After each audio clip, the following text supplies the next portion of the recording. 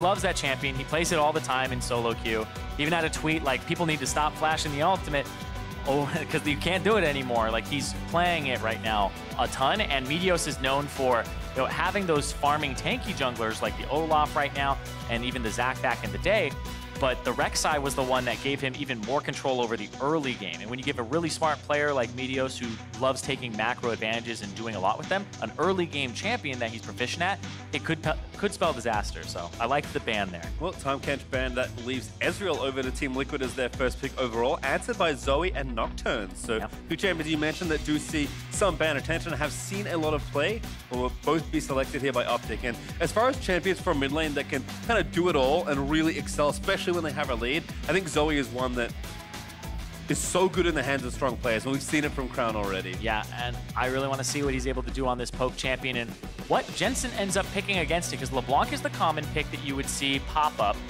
Right here, though, the Nocturne and the Zoe being traded for the Ezreal, I think is really good from the get-go in terms of the draft. But the Galio here from Team Liquid, CoreJJ has been on top of Tahm Kench ultimates, Alistar, all of that, engaging. And so TL looks like they're going to go for more engage here and try to be able to stop the poke, stop the siege. Because we've seen Zoe's just poke, poke, poke, and teams have nothing that they can answer with. TL are setting up their answers already. Yeah, as far as teamfight breaking goes, Jarvan plus Galio pretty good, and we have seen Impact be very successful on Jarvan as well recently.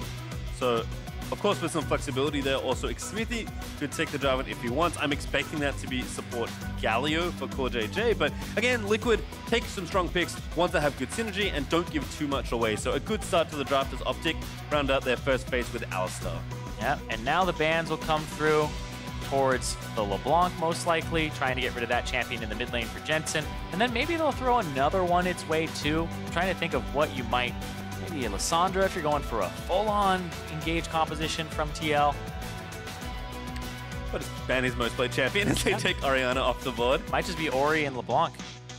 Yeah, I mean, that seems very sensible. See what Liquid have to answer with here, though.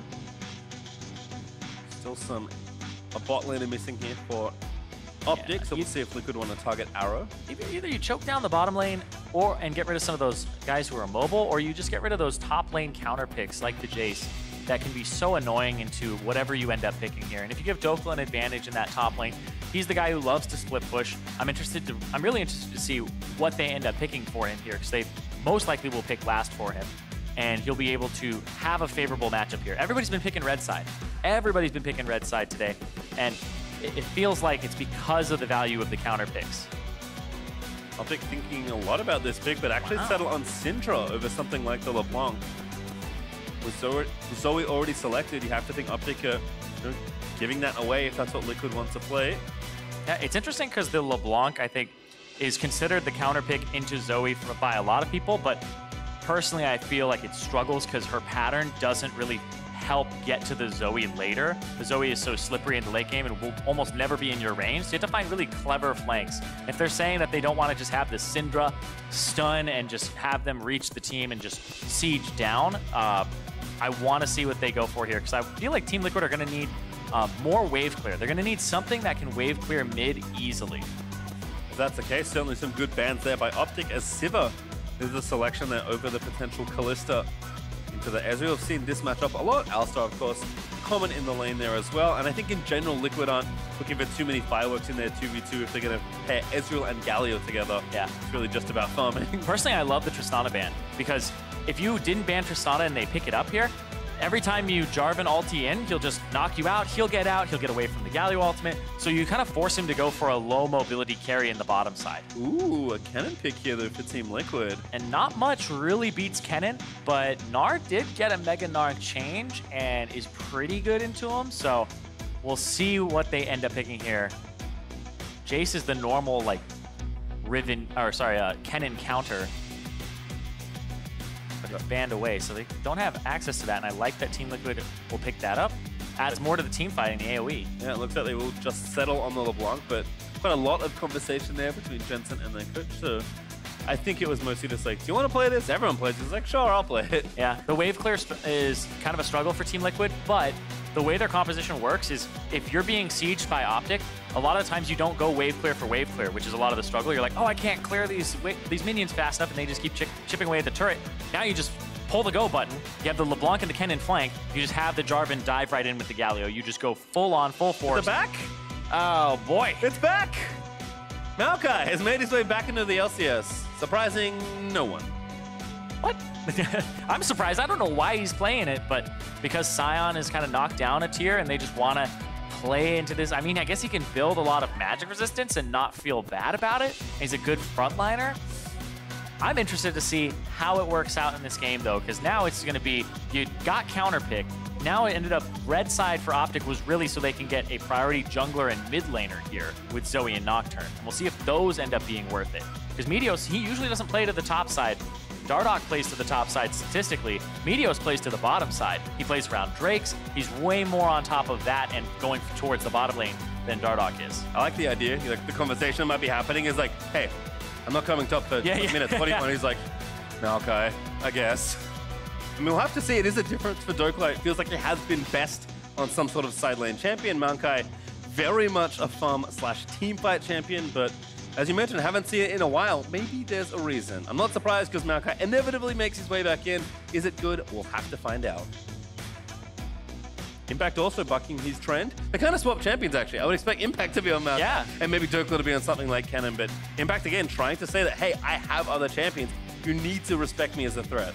Yeah, Impact, I mean, he's got the Kleptomancy right now on the Kennen, so he'll just be trying to get money from that tree, like Christmas. And I think Maokai, Dhokla has the festive Maokai skin, so he's ready to give him some presents. Synergy is aligning across the board. Also, a Hail of Blades Jarvan. Yeah. So extra aggression there for Xmithie. I saw Hail of Blades when it got reworked. There were Camille's running it. There were Jarvans running it. I tried it for a little bit. Conqueror is garbage on Jarvan. He doesn't actually get enough attacks in. Whippo would like a word from the LEC. Well, in top lane, it's okay. In jungle, no. In jungle, absolutely not.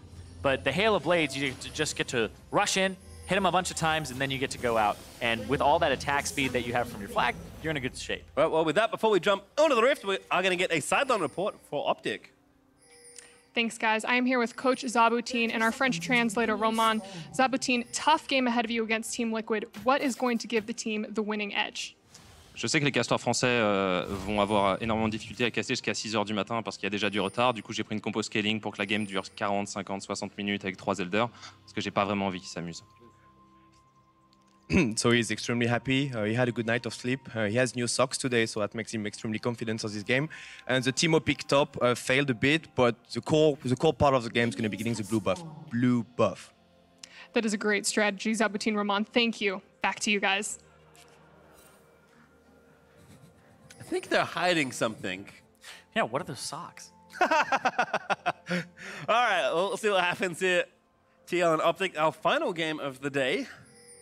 That's certainly one that could be filled with fireworks. Again, for me, for how dominant Liquid have been, yes, suffering a loss to TSM, you maybe expect the top two teams below them, maybe the one, as we'll hold that thought, as Impact is invading, trying to get the Klepto cashed in early, actually started E and just auto-attacked Dhokla with the bonus attack speed. Yeah, the thing that when Frostfang was kind of the thing that people would take top lane, it was the Frostmancy build, it was Zillion, Lulu, Karma, and Kennen. And it's because they all have an ability that speeds them up, and then you speed yourself up, it gives you the 2 attacks for Klepto, and you just run at them and hit them twice. So taking the E first here is actually standard for if you're kind of getting gold from it. And meteos are actually going to find Xmithie here, laid down the trail. 2v2 battle, looks like Crown might be here first. Oh.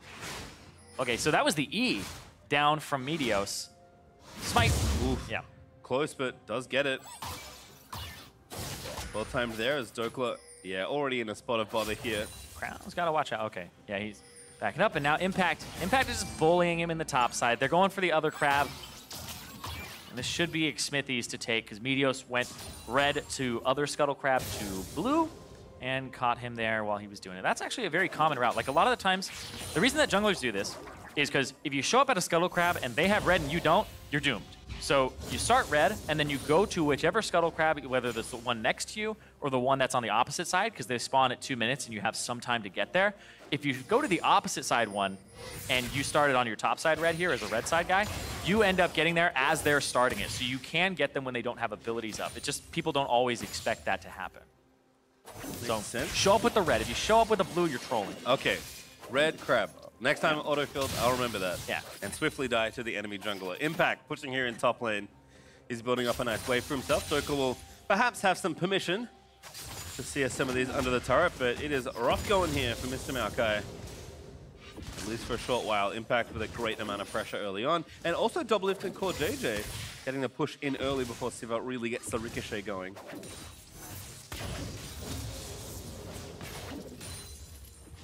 Still though, you can see Xmithie did get that crab as you mentioned. Now back down towards his red side. Getting the rest of that going. Good cover there by CoreJJ with the taunt, but a great arcane shift from DoubleLift. Getting him out from any potential pulverize. I want to see what CoreJJ is able to do on this Galio, because Galio support's actually pretty bad in lane. It's got high mana costs on the Q. You pretty much stand there, watch your laner just CS, and then you hit the W if anything is going to happen to him. Oh, Sleepy Trouble Bubble. What's this going to look like? Okay. Everyone's hanging out. Battle style there from Crown. It was just a stare down. Jensen also taking Ignite. We've seen this already today. I believe Bjergsen versus Zoe did this. Feels like LeBlancs feel that they need some sort of pressure versus Zoe, but not having cleanse can cost you if you get hit by a stray bubble. Yeah, you're absolutely right. The cleanse is usually mandatory against the Zoe, especially if she has somebody in the jungle like a Sejuani, but he has a Nocturne here, so you can kind of get away with that. But if he, like you said, if he goes for pressure, it can be an all-in, but Crown has cleanse himself, which would remove the Ignite. Yeah, it feels like, again, in theory, I get the LeBlanc matchup, but Zoe just so good at getting to the spots where she's effective that I think without a lot of attention, it can be tricky. We'll see how Jensen navigates it, though. Certainly an extremely competent LeBlanc player. DoubleLift and CoreJJ finally getting themselves pushed in. Xmithie was visiting down briefly, but I think mainly to cover in case Meteos was there. Crab number 2 is when the crab rave happens. Well, Meteos again going to find Xmithie first. He flag and drags out to safety. Meteos takes down the control ward and we'll have crab supremacy, at least as far as that early vision goes. You got to push the crab the other way. Oh. Battle is beginning. Actually, Meteos is going to have a really good time here. Yeah, here's Crown zipping in. There's Xmithie getting out of there. Already had to burn the flash. Now the bubble through the terrain. One drowsy boy and a dust spring against Meteos. First blood. CoreJJ with the roam will get the counter kill. And that from Meteos, instead of flashing up towards Crown, he flashes down right into CoreJJ's waiting arms. But that's what happens when those crab fights go awry. Well, I mean, everyone was there to assist. It's a trade at the end of the day. Meteos will collect the extra gold from First Blood. A good response there for Team Liquid to at least keep it even as far as the kill score goes. Yeah, the kill does go to CoreJJ, so it's not a huge difference there for mid lane. They both get assists. If that went over to Jensen, then Crown has to worry a little bit. The big thing here, though, is I'm looking at the gold. It's 1,000 gold difference, and that's because there's just this kleptomancy money market farm going on right now. That's 800 gold difference top. And then down on the bottom side, you also have that Klepto that's doing some work. It's only 400 there, but that by itself is just a large advantage. And Crab round 2, or Crab Rave round 2, I believe, does go to Xmithie. That's the same one. It never ends. Oh, I see. Oh, I see. But yeah, hits him with the Q. Xmithie uses his own Q there because the E cooldown is a bit longer. Gets to go after him. Uses the spell shield there. So Meteos used the spell shield a little early, didn't block anything. Gets the Q off perfectly. And then, yeah, because he got hit by Jensen's E, he decided to try and run away downward instead of flashing towards Crown upward. Unfortunately for him, it does cost him his life, but... I mean, I can see this, so I can hindsight 2020 it, but in that moment, him going down away from where LeBlanc came from, because he'll just snap back to it, seems like the right choice. Dhokla, I think, is finally getting a little bit of breathing room. What happened there? That's the, if you have a full inventory and you Kleptomancy Scryer's Orb, you actually give them money. You don't need 15 gold. Yeah, you hit him with it, and then it just pops that little thing on him, and then he hits it, gets 15 gold. It's like, all right, Kleptomancy works for both, I guess. Use some more dematerialized impact. You can't be giving those away. As I said, Dhokla is getting pushed down with that Catalyst. Feels a bit more robust in the 1v1, but doesn't stop the money from falling out of his branches. And he's going to feel really good come late game because all he has to do is buy, like, MR against this team. The Jarvan is really the only AD threat, and then there's some from the Ezreal, but the Ezreal's magic damage is kind of the big bursty parts of his kit that you get hit by, like the ultimate, the E, the W. Something is brewing here in the bot side. It is a it's all about the blue buff. Steal. or attempt here at least by Team Liquid, but Big is around. Aaron knows this as well, but no other people around means that Xmithie will get that steal pretty easily. Yeah, it was kind of Big is just there to kind of people track, see who's there. And so meteos on the top side, getting level 6, pushing himself into the jungle. He'll get the blue and clear all of this out. That's going to put Xmithie on the bottom side by the Drake. And actually, that was a great ward. That's one of those, you got to click in a specific spot, bottom lane, to get that over the wall. Yeah. meteos actually is going to at least trade the buffs, so the steal just equalizing in a bit of vertical jungle action here. In fact, I guess with this split, is playing a bit more safely. Jensen also chunked out Crown. Yeah, have his Ignite still, but Crown ate the wrong end of something. Yeah, Crown has potions to go through, so he's okay for now. But the difference in items is that Jensen went for one that's going to just keep giving him mana, so he'll be fine. And with the was it Lost Chapter? Mm-hmm. And then you also have Crown, who decided to go defensive here. Went for the Merc Treads very early on. So all he's doing is kind of running away from chains, but that's not the main combo that Jensen's going for here. Also with the Drake given over to TL, Ocean is nice and will amp that landing phase up a little bit more as the dive is beginning. They have to be careful about this because the Nocturne can just fly right in. Here, where's the Zoe bubble? As soon as the Zoe bubble comes through, all right, there it is. Xmithie out. Jensen now being chased down by Crown, but gonna land that chain, does not latch. And looks like meteos is just gonna do that grump and stay in the area. Team Liquid, I think, wisely back off to the play. Yeah, Team Liquid back off the play. They have the Kleptomancy, just getting them some gold, so they do have a lead. This is one of those leads, though, that you don't feel early on, because even though you, like, it's a difference between, like, you get a kill and you're like, man, I'm 300 gold up, I feel great. And even if you're 400 gold up via Kleptomancy, you still don't feel like you're that far ahead, because it's, well, you don't really have a keystone that's going to do a lot of damage in the fight. Can be tough to check as Dhokla, Chuck proc. Oh. Sapling in the brush, doesn't quite get the Kennen, and Impact now responds in kind. Well, new Kennen too, in terms of visual update. Everyone looking really sleek today. Yeah, it's pretty noisy in terms of, there's so much lightning in there now. Makes sense. Yeah, it feels like it's more thematic to the character. I like it. I like it also. Impact also liking it right now because he's having a perfectly fun time, although Dhokla feels like he's equalized. Room here from CoreJJ looking for Crown, but they find a control board instead, about as good. And just watch CoreJJ where he finds these roam timings, where he's able to back, go to the top side of the map, drop off some wards, and then go to the bottom side as Ezreal is coming back to it. So he's not wasting any time. And Ezreal is also very self-sufficient. I think Galio is one of the best supports alongside Ezreal is the Galio or the Shen. Because you can go to other lanes, and Ezreal should be self-sufficient, able to CS under turret, able to poke minion waves down and feel good about it. So you can leave the Ezreal alone. Don't do it in solo queue because they always die. Mm-hmm. But you can go ahead in professional play and go to other lanes. And that's what CoreJJ is doing here, is saying you're on your own, it's fine, and he's going to go try to make a play here. I am. My heart is warmed by the trust he already has in Peter, given how shortly they've been a duo together. But as you said, Ezreal has all the tools to be A-OK, as OpTic also trying to make their presence known. Big does ward the Raptor camp. It's a lot of movement more than anything else. The teams are trying to find kind of the first big opening in this game. Uh-oh. Alistar? Oh, okay, he makes it out. It was just, he was getting pinched in by Jensen and Xmithie, but they were just, distracted by the crab. You gotta pick that up. Low risk, good reward too, so.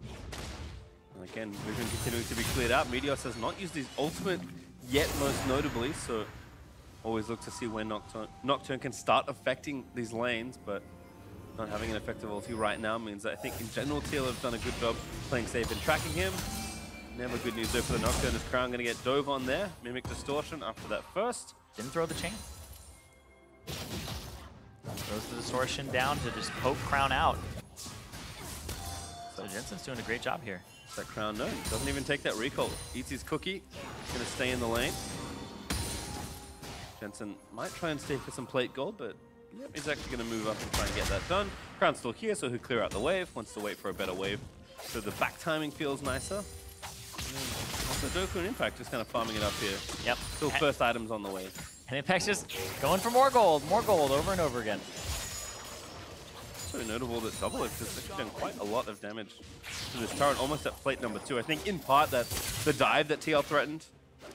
pushed him off. I think that's when they got one plate. But now he also has 2 items. He has the Sheen, which I consider actually a big power spike for him, versus all this kind of, I would say it's a patchwork build going on right now. He's got the boots, he's got the Cull, which is late game investment to be like, I will match your Kleptomancy somehow.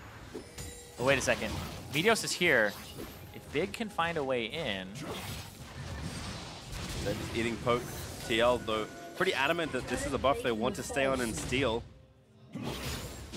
He's still in this blue. Meteos is hanging out in Fog of War, puts out a controller to double check that he isn't seen. I don't know if OpTic really want to go, but Meteos is playing like he does want to. And the mid laners just keep fighting each other back and forth. Jensen just completed the Luden's Echo, whereas Crown just has the Lost Chapter, Blasting Wand, and then the boots. So there's still that item advantage there. Jensen, oh, okay. This is risky. Both top laners back, looking for TP locations. DoubleLift also getting some poke, finds Big. Arrow also uses his spell shield, but probably not too eventful. It's just a blue buff, guys. But it's their blue buff, Zirene. Who's there? If you're TL, it's OpTic's. Okay. Reverse, obviously. The other blue buff. How dare you? Go in. Big also in there with the pulverize. Damage is almost enough after the stopwatch, but Xmithie does get out safely. CoreJJ gets Big. Here's now Impact joining the fight. Meteos is going to be down for the count as Jensen takes him out. And Dhokla late, ultis flashes away, and that's all she wrote for OpTic on that fight. Yeah, that was a fight that OpTic opted into. They went, all right, let's have the ultimate from Meteos come in, the first one of the game. He goes in, doesn't do anything for him. He gets in, the redemption at Crown is holding, doesn't come down at all, and then everybody from TL is able to clump up and they get the TPs off too. So like Team Liquid had almost a forced an error from OpTic there. They had so much pressure, everyone was moving out. They knew they could TP in quickly if they started the play, and they do. I'm like, sometimes you force an error, sometimes they decide to make one themselves. So it was one where, that's not your blue buff. You can just go to the other side of the map. Like, you're fighting here for literally 45 seconds. Goes in. They start to try and get onto him. That's another stopwatch from Xmithie. Crown has the redemption, doesn't use it. This is an ultimate that, from Meteos, to block out the vision of everybody else on the other team. Yeah, and it looked like OpTic were the ones that were lost in that fight. Oh, now the Galio are going to charge in. Dhokla, I think, dodged the knockup, but still going to get taunted. Slick moves with DoubleLift, he's going to add it in, and TL Impact able to grab the kill. And that is just 4 people contributing to the top side kill with DoubleLift's ultimate. That's unlucky. Yep. Dhokla, though, he has the Righteous Glory. Interesting to build in this matchup up against the Kennen that has the magic damage and also penetration now. 2 penetration items and no magic resistance in sight for Dhokla. I thought he was just going to stack MR. Ooh, cancel there. Meteos chasing on CoreJJ, but Galio robust enough. And nothing really to gain there for OpTic. Yep, and that is huge, though, for TL, because now they get pressure on the top side. Impact will kill this turret. And then they also got the Rift Herald. And they got the Drake after the previous play, too. Yep. Take the first turret. Build up a very big gold lead. I mean, just thinking back to that blue, I kind of agree that, yeah, at some point you have to abandon it, but they were so committed to the play. I think if they just gone earlier, maybe the result would have been a bit different, but by the time they went, it was far too late. I just feel like you don't go for that at all. The Ezreal has 2 items. You don't have like anything really going for you on the bottom side. The mid lane, it's a Luden's Echo. I feel like even the Kennen TPing in, I don't know. I would just feel like that fight is a mistake to take. I don't see how that fight would go their way is what I guess I'm getting at. And I think whatever conversation was happening did not happen quickly for OpTic. Yeah. So I think the fact they were deliberating so long about what the right decision was tough, and TL punished it. This is a team that's almost always been on the same page, being able to play together. I mean, this roster is pretty new given the members they added, and still the synergy felt almost instant. Yeah, I mean, CoreJJ is taking more of a lead on the team too, so he's the one who's like, I can roam and like make these plays across the map, and then they come together later on as a full team, when right now it's kind of like breakout skirmishes, people playing around each other when they can. And on OpTic's side, I feel like Meteos and Big, you know, these are 2 big shot callers on this team, and if you have 2 voices that might not be in unison, then sometimes the team, when they play with Dardoch, right, look a little bit more aligned in team play. And right there, that just felt like it was a mixed call, or it was one that was deliberated for so long, and then the decision ended up being incorrect.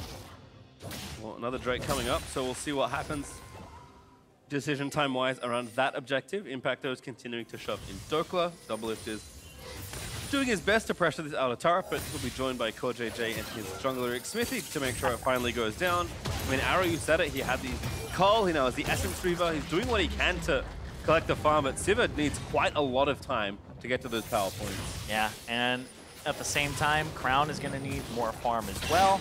Get himself his first item.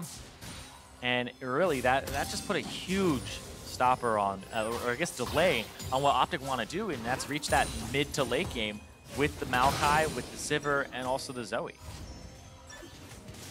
Continuing to play defense here. I think just looking at what the next team fight looks like. I mean, the last one we said they shouldn't have taken. I think at this point I'm inclined to agree. So this doesn't feel like this one is one that should take either. Big is so far out of position. Gets taunted, just gonna get poked down, and he's dead. What was he doing? He just walked straight down mid, and then there were 4 people there. Granted, maybe he couldn't see them, but still coming in at that angle when people aren't spotted on the map is so risky. This Rift Herald, you're gonna be able to pop that turret right after DoubleLift can reach it. Yep, one more auto. It's actually Jensen that collects the last hit, but still the damage is done. As Team Liquid fell the outer ring. Xmithie also looking to dive in onto Crown. Goes Drowsy, flash, and cleanse up for Crown, but Jensen dives in. He wants the kill. He will collect it. And now it's just the whole game falling apart for OpTic. That's Crown dying after Big died. That's the Rift Herald that's gonna maybe get a 3rd charge off here unless Meteos can walk up and smite it or something. But they want to buy room for it, and it's gonna get another charge. That's Arrow from the bot lane trying to prevent this inhibitor turret from falling down, but it is way too late for that play. This is so scattered from OpTic. Team Liquid, it's on full display just how much of a better coordinated team they are, because OpTic just look in shambles. Extremely disjointed. As Team Liquid continue to accrue advantages. They're up about 7,000 gold or so. Now with a Drake up, they can swoop down and collect that if they wish. Looks like with 3 in the area, they will. Every time we talk about Team Liquid, it's like, sure, they don't have those early game advantages like Cloud9 do, but as soon as Team Liquid get an advantage, they will destroy you in the game and end it after that. We've seen so many games where they're even or slightly behind, and then it's just like, boom, one team fight, one Baron, boom, they're in. And yeah, Big goes in at a, yeah, I think he was like, Jensen already used his W. I'm a walk up, but that's where everybody else is. And he just gets completely blasted, which then they have no vision control because the support is dead. No wards in place. Crown just gets ultied here, doesn't flash away immediately, and that gives time for Jensen to close the gap. So even though it was against the Zoe with flash, the Cataclysm kept him there long enough. Just took more than enough damage that Jensen was able to swoop in and finish it off.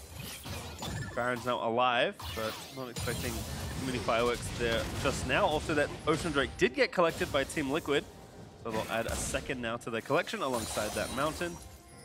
And Jensen just playing side lane. 2 items done, Silk Shoes on. I mean, it is just Team Liquid having a full run of the Rift right now. Finally, some magic resistance for Dhokla. And I would say maybe a little too late for that. The snowball is in full effect here. 2 penetration items already completed for Jensen and Impact. You already have that extra AP coming in for DoubleLift here. Yep. Oh, he'll have some, but they might be able to just kill the squishies and ignore Dhokla. I mean, at this point, there aren't very many bad decisions for Team Liquid. They have Guardian Angels, they have a lot of dive. As long as they all dive at the same time, they should be in good shape. And of all the teams, I think Liquid are the team I expect to make the least mistakes in this sort of situation.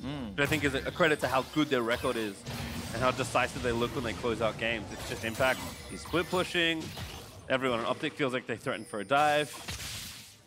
Even, you know, trying to find a 5v5 that you think your comp might be better at, even if the gold was even. I don't know how you get out of this persistent 1v1 versus Impact. I don't know how you fight off the lack of vision that you have in this game. The coordination that TL have with their globals. Like this one. Onto Dhokla. Taunt's gonna land. They'll just CC him up as best they can. The Brambles come out for Dhokla. DoubleLift in to collect the last hit. Something he loves oh so much, but not today, DoubleLift. Does get Drowsy. Shifts away. That's pretty far, though. Not even a Rek'Sai ult would reach that one. Yep.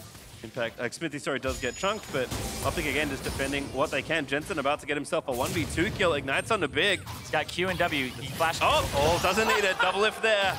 Crown does make Jensen drowsy. They'll dive back in. They will get a good shutdown. Meteos collects 800 gold. I'm piecing it together. When Zabutin said it was all about the blue, Meteos would have arguments with his mid laner about who gets second blue. He always said it was him. Goes after Jensen there after Sleepy Trouble Bubble. Pays him back for taking all the blues. That's what it was. They fought over the second blue, the third blue, so hard. It was really all about the blue, actually. You need to break the conspiracy board back out from last split. But he was right, though. He was right. Oh, Dhokla doesn't quite cancel that back. Team Liquid up now 8,000 gold. Just looking to break down a few more turrets. Already have 5. Thankfully, OpTic do have 2 kills, so it will not be a perfect game, but it is certainly a struggle. Level advantage here. Still for TL, it's kind of, whenever there's an advantage, I like to look at if there's any big level discrepancies. Jensen's almost 15, and you can see up in gold about 15, 1600. Huge amount of CSD for him, so he's doing a good job of being that LeBlanc in the side lane. He has so much damage that he's able to poke the Alistar down. Yeah, big better run. There was a few more people in the brush, but Jensen just goes back to his original distortion location, and yeah, TL just setting up for Baron. Big bane for Jensen in this game, though. Oh, let's see this. DoubleLift. The shot. Got him. Yeah, just don't show the part where he dies after. That's Yeah. nice work there from Cut the DoubleLift. tape. Cut the tapes. I mean, dunk on a crown. DoubleLift again, lands it up. I've seen this one already. Nullifying Orb though will keep crown safe. Safe enough. But I mean, DoubleLift not stopping on the Meteos, gets a massive chunk of damage. That second tier not even transformed into the Embrace. But DoubleLift does not care. Yeah, he doesn't He even care. buy real boots this game. It's magical footwear only. It's the free ones, man. Just walking around with those. I mean, Ezreal with boots, he doesn't really need them too much at this point. Team Liquid knocked down turret 6. Finally, TP in. It's time for Baron. Team Liquid just so clinical in the way they're approaching this game. That's DoubleLift's TP. He just went back for a Bilgewater Cutlass, and they're just going to go after this. This will be probably the easiest Baron that we've seen all day. Well, there's a blue orb in, so Team Liquid are aware that... Oh, Or maybe I spoke too soon. They're going to try for something.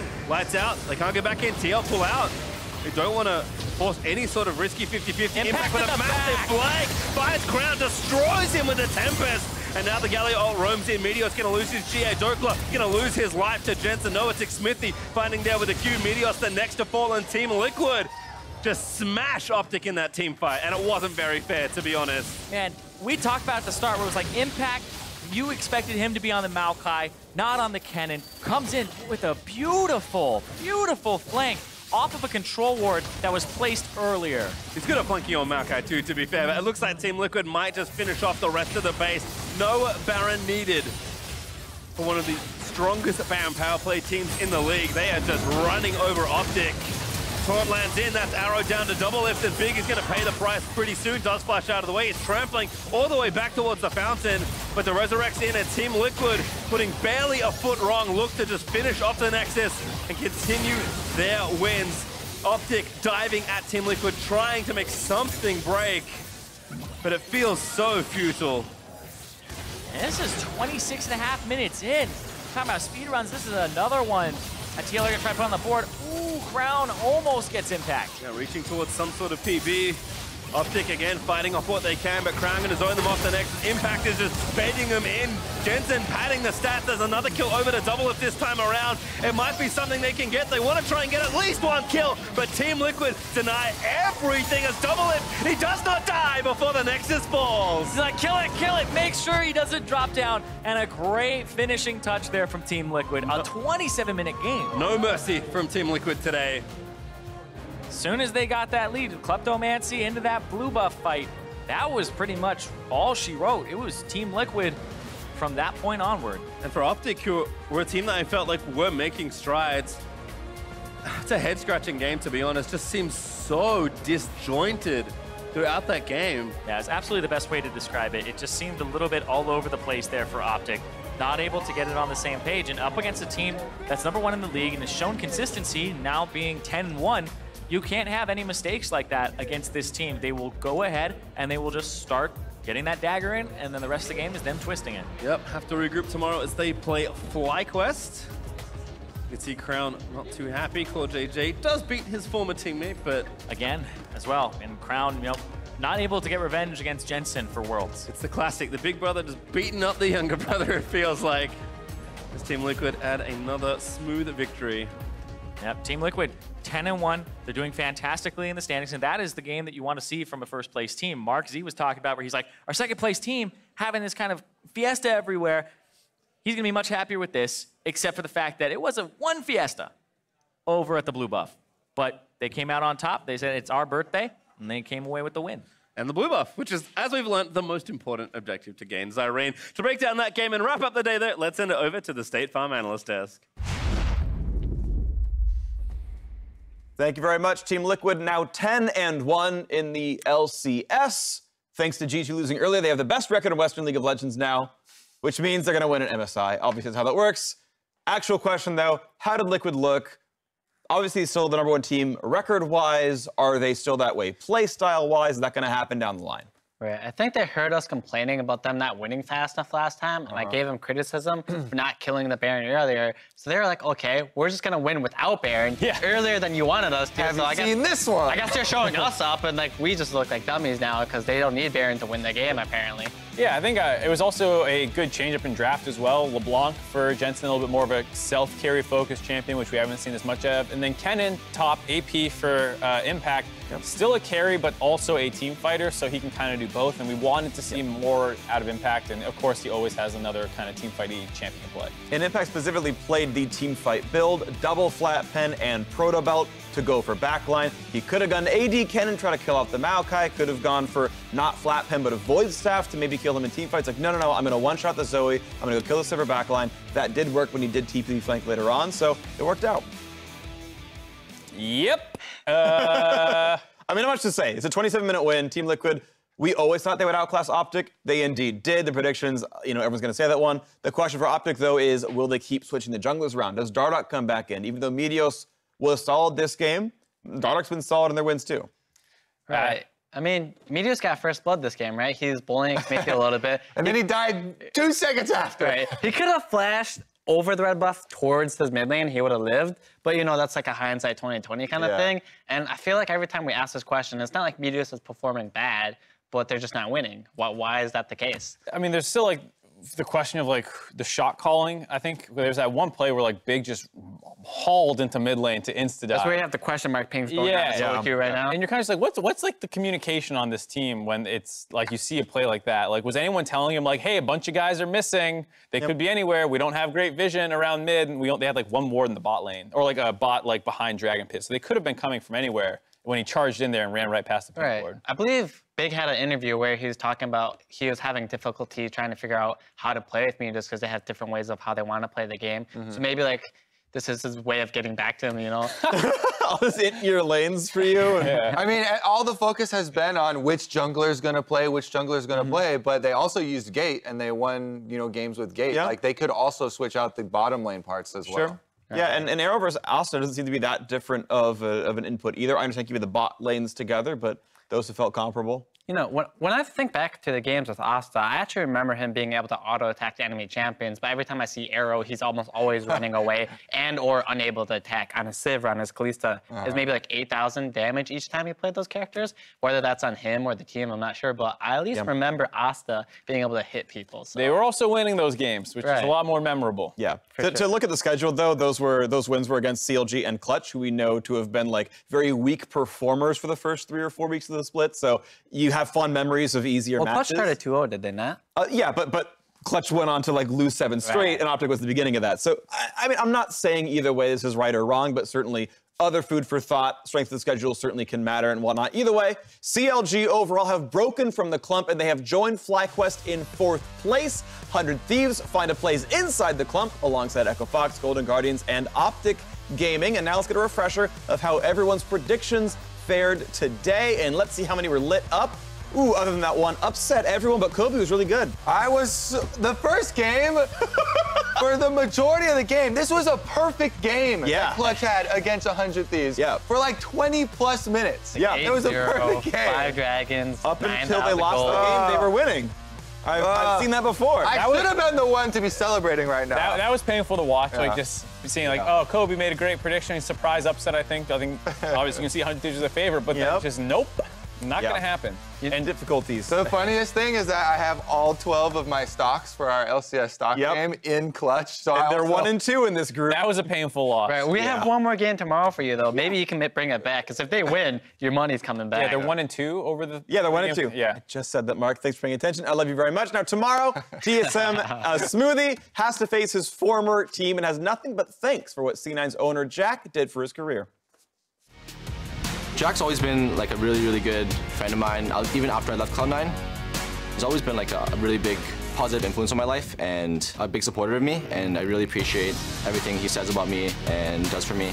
Ben with the damage, flash play for Xmithie. Looking for the hook, and that's first blood. TSM in the 2v2. I think right now my standards for myself are really, really high. We're trying to play as clean as possible, and I think given another week or two, we'll be even better. It's Xmithie setting things up daily, nightly, and ever so rightly. Good luck, Cloud9. One of the things he was referring to of Jack talking about him was the Reddit thread where Jack jumped in and Jack started the thing about, you know, TSM being super underrated. And the next game was when Xmithie popped off against CLG, hooked 6A like 9 times in a row and won them the game. So and won against TL, which will, you know, also happened obviously. So yeah, that's going to be fun because of course it feels like TSM and C9 are the other two teams sort of fighting for maybe #1 alongside Team Liquid here with that TSM C9 battle. So certainly a really sick fight at the top of the standings. Yeah, and it feels like a while since it's been that way. Like either C9 was slumping or TSM was slumping, and it was rarely the like old like battle for first. And while Team Liquid's still there as the kind of dominant team, it's at least like for who gets the first in line to take a shot at them. The old battle for a second. Hey, better than the battle for like 4th and 6th or whatever it was before. And hey, I mean, ever since like, I mean, the most recent loss for Team Liquid was TSM, and have yet to rematch them, have yet to play C9 again. So could still be the battle for first. They're all pretty close in standings. Either way, top of the table, certainly a very close one. Now we come back tomorrow with Echo Fox opposite Clutch Gaming over in Game 1. Maybe they get their second win, Kobe. We'll see what happens. 100 Thieves challenges Golden Guardians over in Game 2, followed by that battle of Cloud9 versus TSM. Don't want to miss that. After all 5 games conclude, meet us here for LCS Cooldown, where Ezreal and I will be joined by Licorice and Niski of Cloud9. And if you need even more League action, because who doesn't, stay tuned for the LEC rebroadcast, which had an explosive Game 2 between G2 Esports and SK Gaming, and I spoiled that result a little earlier in the show. Now for myself, the casters, the entire live broadcast crew, thanks for watching. We'll see you tomorrow for more of the LCS.